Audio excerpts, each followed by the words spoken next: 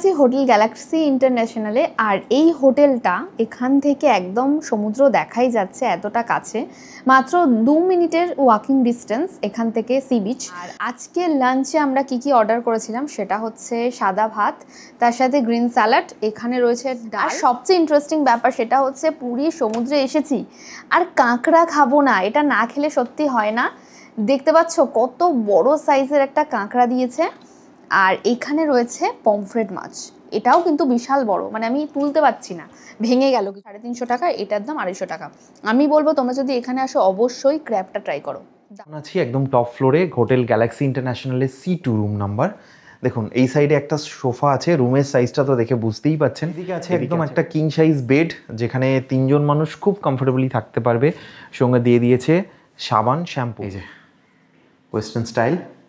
Fan আছে, geyser আছে room হিসেবে। এই রুমটা যদি আপনি নেন সেক্ষেত্রে অনলি 1000 টাকা পড়বে। কি নেই রুমটাতে, টিভি থেকে শুরু করে যা যা থাকা উচিত একটা স্ট্যান্ডার্ড রুমে সবটাই কিন্তু আছে, আর খুব ভালো দামে। এটা এসি হিসেবে নিলে 1200 টাকা।